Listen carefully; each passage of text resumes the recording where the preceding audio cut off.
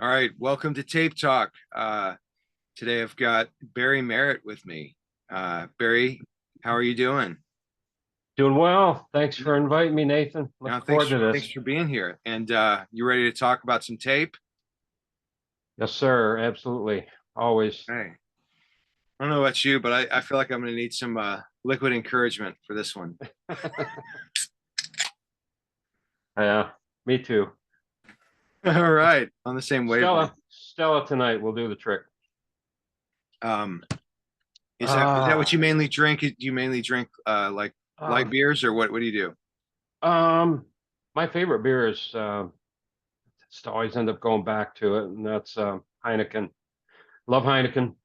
Stella's good beer, but I drank so many IPAs for a long time. I kind of got burned out on them, but I still I still do like them from time to time. I hear you. I'm Yeah. like I'm Well, I don't know if we're similar, but I'm drinking a lot of IPAs. I love to drink IPAs, but then it's I only like that or super light beers. And then I'll just do that for a while, and then I'm like be like, okay, now I got to go back to IPAs. Yeah, yeah, Down you in got to give it up for PBR, totally, PBRs. yeah. It's I mean, yeah. I wonder if there's anywhere in the United States where that's not like the popular shit beer. It's so good. Um, Down in Texas, where I'm from, where I'm not there now, but is Lone Star. Have you heard of that? I've heard of it. I've never had it. I It's don't good. know if it's available in my area. Yeah, I'm sure it's not. I mean, Lone Star State, Lone Star. I'm Yeah. sure it's if it's in Oklahoma and Arkansas, then that would be you know uh, interesting. But okay, so if you don't mind me asking, how old are you? I'm 62. All right, and where are you from, or I mean, like what state or area? I'm in Michigan, Southeast Michigan, about halfway. I'm kind of in a sweet spot, really, halfway between Detroit and Lansing, but half hour west Lansing, half hour east Detroit, but also a half hour south Ann Arbor. It's a great town too. So, Okay. My only experience with Michigan is I've been to Ypsilanti, which yeah, that's it's about a half hour away too. okay. Yeah, 20 years ago, I used to kind of tour around the country playing music, doing solo stuff. But um, yeah, and I think it was right after I met my wife actually on the road, and then we didn't really date. We just kind of texted and talked on the phone for a month and decided to get married. So in Georgia. So then, I picked her up. We got married a month later, and this is, 20, we just celebrated our 20th anniversary. But the Congratulations. thanks. Um, so, our honeymoon was basically I'd had like, 3 or 4 months worth of touring booked. And so that was that honeymoon was just her tagging along. And I think it was at somewhere in there that yeah, I had to play we had a show in Ypsilanti, and it was just kind of like I'd never been there before. It was some kind of real, I don't know. It wasn't the gig itself. I mean, there was not many people there. It wasn't very receptive, but I guess it was like a friend's band had played there, and he put me in contact with the lady who booked you. I guess it was the bartender. So an interesting. I'll never forget it though. It was quite an experience. Because it just wasn't that great of a gig, whatever, just kind of playing to the bartenders. And then she let us crash at her house, and we were all just piss drunk. And yeah, she said something about like she has problems with her plumbing. And so we, and not to flush or or whatever, just like be sure don't use the bathroom, or like it's okay if you go pee but not poop or something. So my wife, I was still asleep, but I guess so she gets up and she poops in the toilet, and then just goes, Uh-oh. oh shit, I'm not supposed to do that. And then so she starts panicking because we don't know this lady, and we actually had to talk her into letting us crash with her. So it was already kind of like she was begrudgingly, or I don't know, it was just kind of weird. So she got like a grocery bag, like a plastic grocery bag, and like fished her turd out of the toilet. and I guess it was like finishing up and like just set it, upside down. She thought it was on the counter of the sink, and then like, but it wasn't secure, so it like rolled, the turd rolled out of the bag into the sink, so just like streaked the bowl of the sink, and she was like, "Oh, This is damn, your it was so-" honeymoon? Well, yeah, I mean, more or less, it was in that period. But so we went, yeah, so then she had to like, kind of like clean it, get some toilet paper, kind of clean out the bowl of the sink and like get the turd out. And then she went outside and was just like, I guess I've got to dispose of it outside. So she's just like running, like looking for some kind of trash can outside, and had went like three houses down and found like somebody had their trash bin out in front of their house, and so she just like threw the turd in there, and some neighbors were out walking their dogs just watching this, and so, and then I was just asleep, and then so she woke me up, she's like, "Hey, Nathan, wake up, wake up," and she's telling me, I'm like, "What? Oh my God, that's what just happened?" And so we never, then we ended up telling her over breakfast, and she was like, "Oh no, I was saying, if you have to take a poop, then it's okay if you flush it, but if it's a pee, just leave it, in the toilet." I'm like, oh, oh Oh, man. So she went through with all that for nothing. Anyway, hey, let's get back to tape. Um, this is turd talk, yeah, not hey, tape talk, whatever diversion works, but right? That's all quite right, a so story. what's your format of choice is? Tape, 8 track, Okay, uh, definitely. At least good, the last 4 years since I got back into it. Yeah, definitely. But good, good, man. Yeah, me too, man. I mean, I love it. What's your earliest memory that you have of tape, of any kind of tape, whether it's 8 track or not?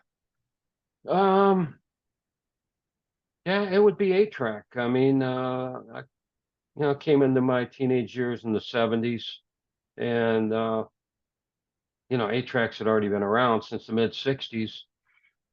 So, just as far as cruising around with friends in the car and stuff, it was always definitely 8 tracks. So I don't necessarily have a real specific like first tape, but definitely have some vivid memories of cruising around and listening to like Rush 2112 that had come out. Um, Mother's Finest, their debut album had come out, kind of a funk rock band.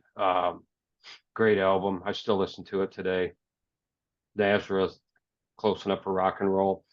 Um, and Kraftwerk, the Wow, that's cool, man. Kraftwerk. I mean, that's that, radioactivity. those are, that's the Beatles to me, basically. I love those guys. I mean, were you big into them, or did you just kind of get that album on a lark, Well, or what? I actually didn't. My cousin bought it, and I was hanging out with him a lot.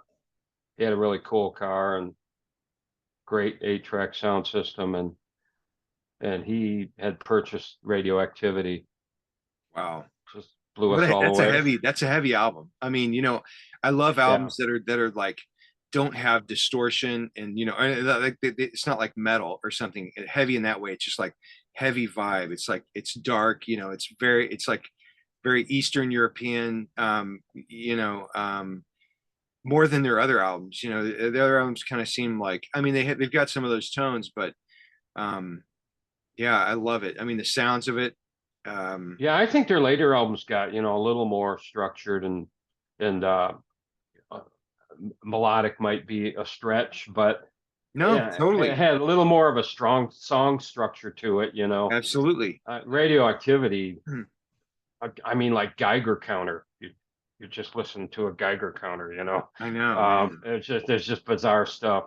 Um, It's dark. but It's a dark album, and it's and really cool. and yeah, Antenna's a great song. Oh That's man. probably the one song on there that's really like a song that you can almost sing along with. Yeah. Barely, but That Nozen analog electronic project that I have, that I sent you an 8 track of, that recently, yeah. put out or whatever. I've got you posted a link. You're showing that you played it, in one of the Facebook groups. You're like, Yeah. it's like it had a little video, and that you mentioned Kraftwerk, and I listened to that clip you had a particular sound in it that where personally, like I was channeling radioactivity. It's like Mm, that, like yeah. it's like that like Yeah. almost seems like a fabric of space ripping, like synthesizer sound or whatever, which Yeah. is in the antenna, which is anyway. Man, Yeah. we could turn That this was it, man. we could go from turd That was to it. I was just listening from to it and like craft work, and yeah, that little snippet right there. I'm like, holy cow, that's like right off radioactivity. yeah. And it's anyway. That's yeah. Cool It's stuff. it's great stuff, man. That's really cool that and I think I saw you.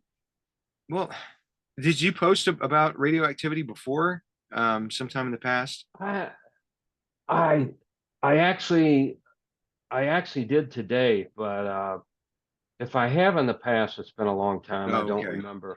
Well, Yeah. yeah, good stuff, man. All right. So again, back to back to tape. It's all right. Yeah. I mean, Kraftwerk's. Who didn't want to talk about Kraftwerk? I mean, I'm sure Yeah. there's people, but all right. So you were just like a typical teenager. That was the format going at the time. I was in the automobile, so you were listening to it. Now, did you do the thing where it's like, as the decades went on and then you progressed to the formats, that's what you did as well, or? Yeah, definitely. I mean, eight tracks fell by the wayside, and cassettes were the thing. So I was into that. I would record my albums onto cassette and things like that, Yeah. mix tapes, whatever. Record off the radio. I did all of that. And of course, then CDs came along, and I got into that. Um, and vinyl was with me through the whole time. Hmm. Vinyl never left me. I still have a pretty nice vinyl collection and enjoy that. But 4 years ago, I just got thinking I wanted to get tape back into my system. I wanted to get eight track. I wanted to get cassette. I didn't even have a cassette deck anymore. So I started out with the eight track first. I saw a guy on Facebook that had a kind of a mid-grade Panasonic. I don't know. I'm not good at remembering the model names. RS8 something. Right. Um, and it was working. It was in working condition. It was clean. Hmm. And I managed to find a couple tapes somewhere, and um, so I hooked this component up to my system, and every time I put a tape in, it would get to the point where the program would change and the tape would stop, and I would pull it out, and there was no visible tape anymore. Oh, And no. I literally didn't. At 50 years of age, I didn't have a clue what was going on.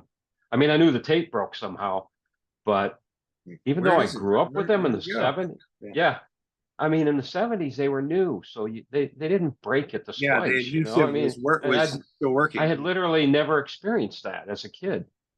Now they often got tangled in your tape player. That was a common thing, of course. Yeah. But so anyway, I would put another one in, and and then I'd have to go buy a couple more, at a garage sale or antique store or something. And this just kept happening. Somehow I managed to stumble onto the eight track community on Facebook. There's all these groups and thousands of members. I was kind of blown away and shocked that so many people were into it. And I just getting in the groups and talking with people and seeing posts immediately. Obviously, you start seeing posts about repairing tapes, and the splice is going to break, and you need to replace the splice. You need to change the pad, and it was all brand new to me 4 years ago. Now 4 years later, I've repaired many hundreds of tapes, and Yeah. still not an expert. Far from it. There's still It's a some different that thing. stump me. Yeah, it's a different thing. I mean, even like a couple years before you joined, that the information was not. I mean, I think that like if somebody becomes a new eight tracker, um, it's very easy for them just to kind of get going. It's a lot easier because even though the internet was still happening, six and back year, 6 years ago and back, um, people still just didn't know. I mean, the collective knowledge base of repairing, it's just gotten to the point where, people can pick it up really quickly, whereas Yeah. it was slower. I don't know if that makes sense or if I'm saying that in a way that makes sense, but it seems like people were still kind of in the dark. You had a few people who were like fix it experts and stuff, The and now experts. it's like Yes. people will join and they'll be like, "Hey, I'm brand new to 8-track," and then like a couple months later, like they're experts because it's just Yeah. all this knowledge gets dumped on them. You know, Yeah. And a lot of people never learn it. They don't want to. They don't have the patience, whatever. But so, yeah, some people just pick it up immediately. yeah, Um, but I mean, for me, it was a pretty steep learning curve. I would say over the course of a full year, because there's so many different types of cartridges to yeah, open. They all open differently, and then you start dealing with, respooling for the first time, or a flipped tape, yeah. all that stuff. It's Which just way like, is which way is front eh, and back? Yeah, it's yeah, yeah, you get you. yeah. First one I ever did, of course, when I put it back together, the tape was backwards, Yeah. so I had to respool it again. Yeah, so yeah, it's a pretty steep learning curve, but some people pick up on it really fast, and Well, I remember it, I remember it's when you joined the group that, I mean, it's like for whatever reason you had some enthusiasm that just kind of like made a splash. It was like, oh, here's a very enthusiastic guy, and it was enjoyable, and yeah, you just kind of took off with it. You were inquisitive, and then you just kind of got into you got into your groove pretty, it seemed like relatively quickly. And, I think there are people who join these groups and it's like a lot of them just kind of like stay in the background. They just want to kind of observe and, just kind of do yeah, it silently. yeah, and that's okay. Some people, It's fine, that's their but then there's personality. some people who join groups and they're almost like they like come bearing like a little turbocharge pack or something, and it's like once they kind of go, hit the group, it kind of affects everybody else, and they kind of get excited along with you, and it helps the whole overall motivation and enthusiasm level grow, which is Yeah, good. And I think you were a guy like that. yeah, I remember that. Yeah, and then for some reason the first post I remember you doing, which I know you did once before that, was you posted a tape of this Italian RCA Italian label, Carlos Antonio Jobim, yeah. and it was it had that lime green color, and it was just Hmm. very, I mean, I love that style. And you were Yeah, talking about how much you liked it, and so I asked you to you know which one I'm talking about, right? I do. I grabbed a few tapes here that I thought we Well, you've might got it right discuss there. at Okay, some point. nice. Yeah, But I might yeah, I ask about it. remember because that was our bonding moment over that I tape, you think know? so. I think Yeah, so. this one, right? Yeah, man, look at that. Look at That's that beauty. it's such a great album cover, isn't it? It I is. mean, I geek out over that stuff. I mean, It's the just album cover is good, but also the font and the way they did the layout. yeah, I mean, it's just yeah, it's great. And I got you to send me like a high definition. Yeah, there we go. Um, like kind of a high res image of that. Like kind of yeah, well lit and like flat, so that because I started using that as my kind of like rip off stock. When I made customs, I don't do all my custom stock, but there's like I try to like think about the album and like the overall concept, and like have that kind of dictate which shell and which how what the label is going to be like. But then there's some where it's just like, this needs just like a stock thing, and I was like, that I want to use that yeah, RCA. So I mean, I appreciate you help me yeah. with that. It's a pretty cool style. I can see why you would want to use it.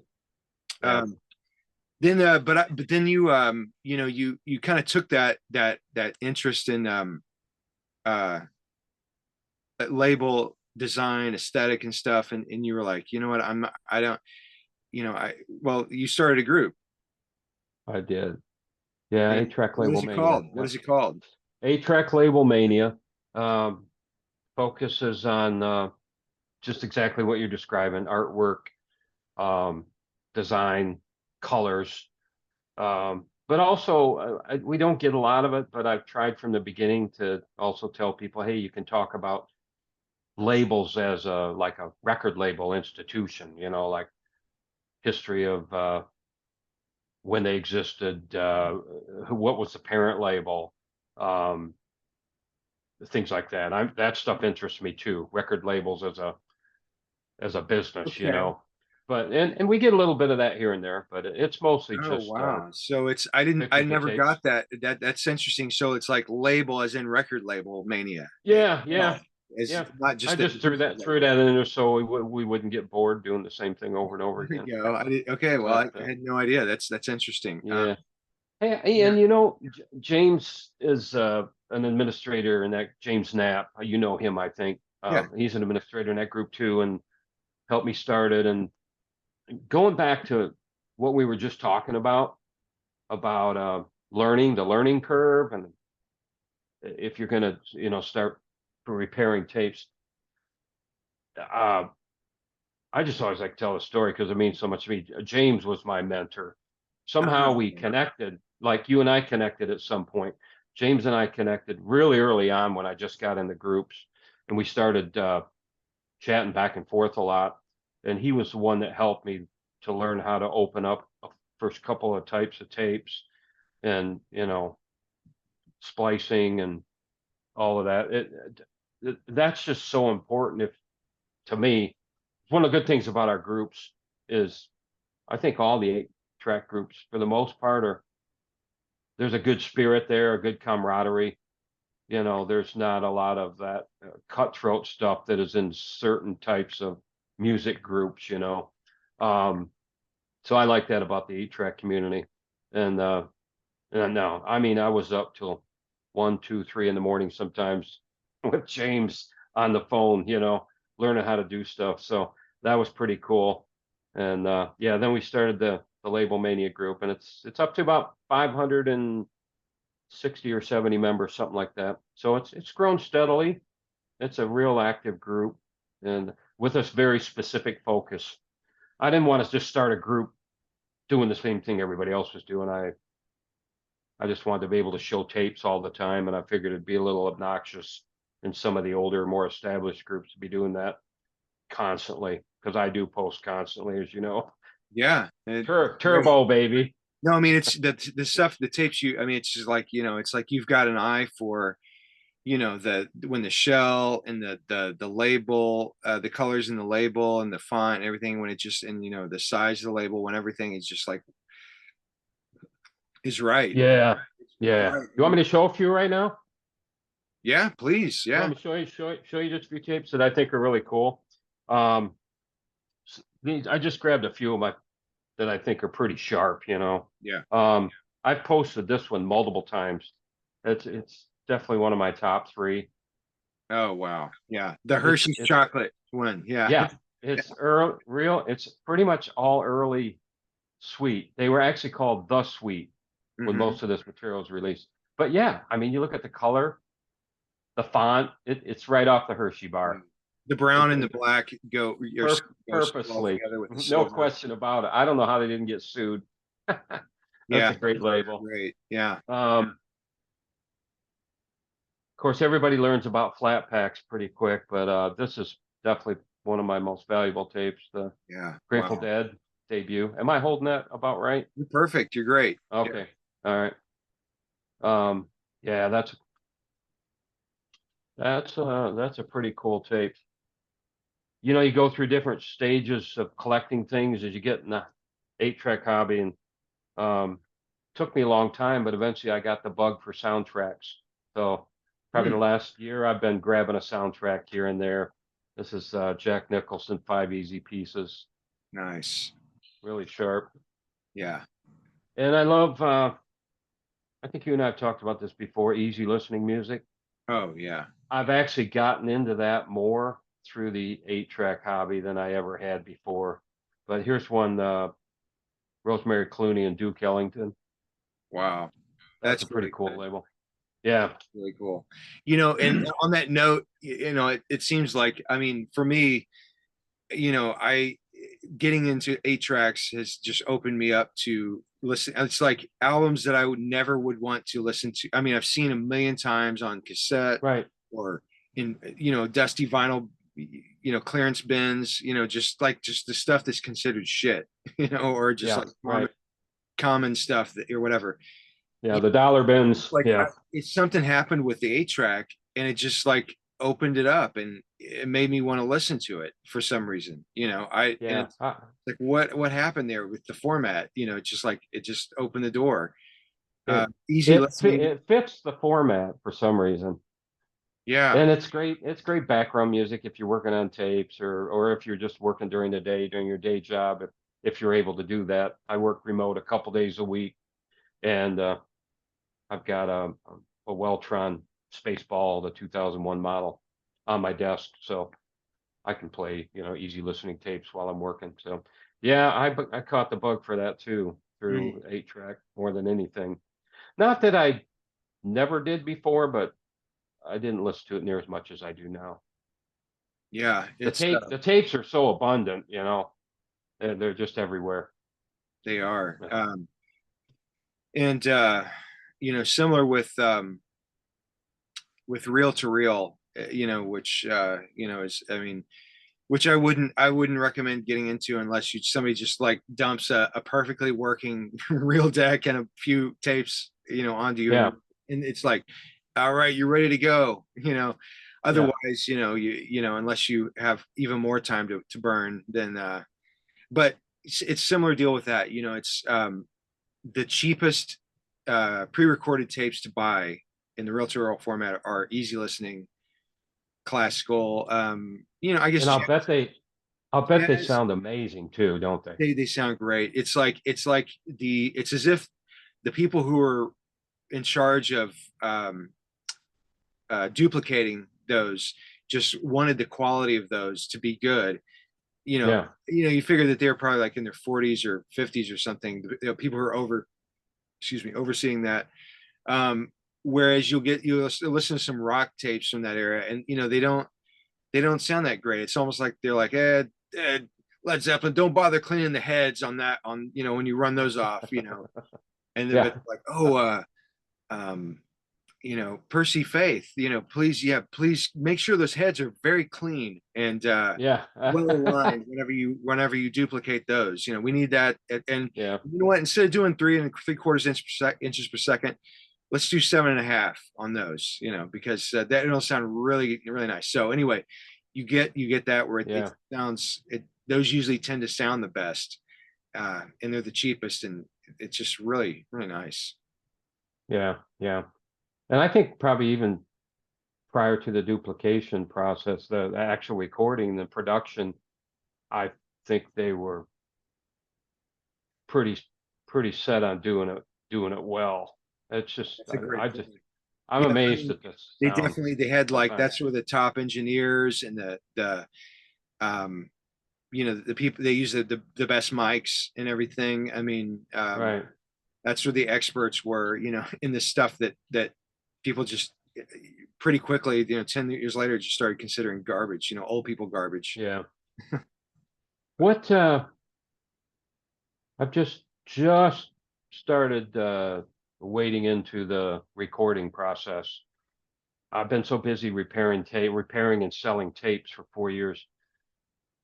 Finally decided I'm going to take a break. I might sell, but I just can't repair everybody's tapes anymore.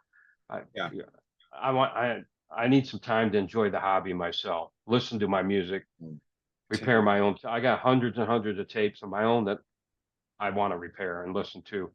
But tell me, because I know you do a lot of recording on, you repurpose 8 track tapes. Yeah.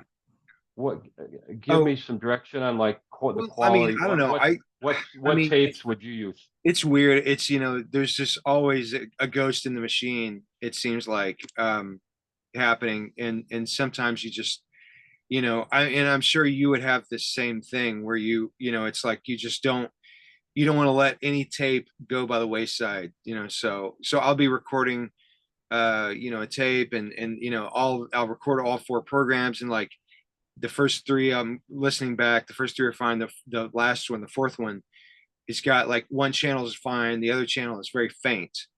And I'm like, okay. So I go back and re-record that program. And sometimes it's like, oh, okay, whatever, just a little something off, and it works, it fixes it. Other times a lot of times it doesn't. And so you have to start doing things like um spitting the tape out into like a dummy shell and then putting it back in backward, so where now Hmm. the what would the tape that was on program four is now being utilized for Oh, one. and yeah. and sometimes that does a trick, that it's just fine. But then you know um But it's you can't waste it. You can't I don't waste the want to tape. waste it. Yeah, I Yeah, don't want to yeah, just like say like, oh, this didn't work the first time, I'm done. Yeah, dump it in the yeah, trash.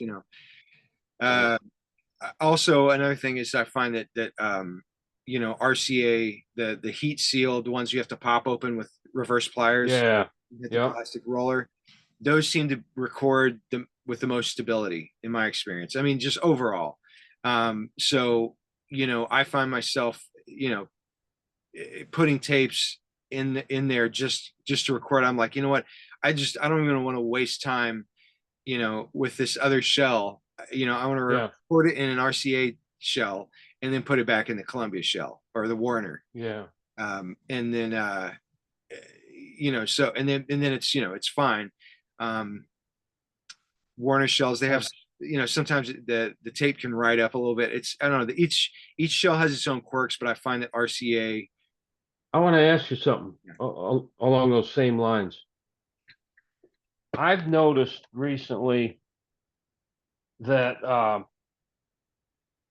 to me anyway, to my ears, I could be wrong, but these audio pack shells, which is, I mean, those are going back in the 60s, right? yeah, yeah, Yeah, they're older. They seem to sound really good yeah, they on do. the Yeah. pre-recorded tapes. I don't know how they would work for recording, but Well, I I've mean, just, I'm this is sure one of you've read. those. Yeah, I'm sure you've read it, and it's been mentioned in the groups before. But back when 8 tracks first came out, they were recorded at one time, at real time, actual, one time speed, and then at some point when they duplicated them, and so that gives the best quality. Then they figured out like, oh, we can record these at 4 times speed. Like that might be the late 60s and the early 70s. Like, oh, we can do it 16. Oh, we can do it 24. Oh, we can do it. And then you get to the 80s and like, we can do it at 128. No, not. Yeah, But yeah. basically, they were just try to get it done, and they were like, So a hey, lot of that quality difference is tape speed. yeah. So it's Was just it the quality of the tape also over right. So that's time? why the flat packs and the taste with the melted rollers, the Ampex and stuff, early audio pack stuff, all that stuff sounds really good because it was recorded at one time, like 1-to-1 speed, Yeah. not like high speed duplication. So the RCA, the heat sealed RCAs you're talking about, of course, those were a little bit later, but quality wise, they sound good too. You because you mentioned they're Well, stable, oh but yeah, no, I just mean the shell, like the physical aspect. It's just like for whatever reason, you know, I have the fewest problems. There's the fewest ghosts okay, seen when you use an RCA shell to record, like whatever, however they physically, the variances in the plastic were better than the variances in other places where in other shells when so I noticed it has the most stability and consistency in recording, and the tape stock they use tends to record really well, like with good hmm, highs and lows and clarity in general. yeah, So I always like the Reader's Digest and anything that's in those kind of shells, like that right, yeah, will tend to be, the tape is cool, good. Now, they may have done a bad duplication of it. I'm not saying, I mean, there's, I've heard bad duplications of RCA that are in RCA shells, but I'm just saying like the potential, the quality yeah, of the tape and the structure, the way it's the mechanics of how it works. yeah. I was just curious because, like I said, I'm just starting to record. I literally own, like I said, I did a lot of recording on cassette way back when, but 4 years into 8 tracks. I still haven't tried recording anything. So I bought this Claudine Longette tape, Mm. and she's a very interesting artist, interesting story. You know, she supposedly murdered her husband and all this. And there's a big long story Oh, in that. I didn't know. She was married to some Olympic skier. Yeah, Wow. I mean, yeah, if you Google it, Wikipedia, you'll read all about it. But anyway, Okay. she's got a real simple, sweet voice. Um, I got this tape, and lo and behold, it was recorded over. So I ended up buying a copy, a vinyl copy that was still sealed for pretty cheap. I can't remember if I got it on eBay or Discogs, one or the other, but and I got it recorded on here. So it worked, and it sounds great. It was a success. So Good. That's my great, first man. attempt. But anyway, that's why I was asking about tapes and what you know about. I know because you've done so much recording, and Yeah. Well, good to know. Good to know. going back to you and what you so how you doing? I mean, you're saying you're a little with the sales aspect, you feeling a little burned out with like doing other people's stuff, and you want to maybe kind of taper that down, maybe just like sell tapes as is what I'm hearing a little bit, and then Yeah, pretty much. Not that I absolutely refuse, but I just literally 4 years, probably 6 months into that 4 years, I was starting to yeah. I was pretty nervous, but I told somebody, yeah, okay, I'll repair it for you. And then it just took off from there. But I've been doing that 3.5 years, and just night after night after night. Not every night, don't get me wrong, but many, many, many nights. And yeah, I'm just a little burned out on it. So Well, where do you see really want to yourself kind of just, headed? I mean, like, are you going strong? I mean, in 5 or 10 years, do you see yourself, still doing this? if I'm alive. Okay. Yeah, yeah, yeah. I mean, you do hit periods of, you know, you got to take a break or whatever. Um, but I guess to me, that's the nice thing about having vinyl, cassette, 8 track, maybe reel to reel someday if I'm a lucky guy and Well, just you know what? falls in my lap. Yeah, you know what? But I should say just, for, I mean, I'm sure that maybe there's going to be some 8 track people watching this but in case there are other people, 8 track format by far is the most, you know, laborious of the formats, to deal with, to like maintain, to, mhm, I mean, more than reel to reel. Definitely, I mean, cassettes a, breeze, CDs a breeze, record, vinyl, relatively, but yeah, working on 8 tracks, as is, it's a yeah, labor of love, it is definitely, absolutely. Um, but it's worth it, right? oh yeah, I mean, it's just something awesome about fixing a tape, opening it up, fixing it, and then popping it in, and it plays beautifully. And It's all it's because of 50 you. year, It's because of what you yeah, did. it's 50 years old, but it's Yeah. just sounds beautiful, and it's good for another 50 years now, Yeah. Yeah, it's pretty cool. Um, but I played a cassette a couple days ago, and it's the same kind of thing where like, oh my gosh, I haven't really handled cassettes in years and years and years, and just dropping it in that slot, pushing the door closed, Yeah. hitting the play button. It's like, oh, this is pretty cool. Sounds Yeah. pretty good.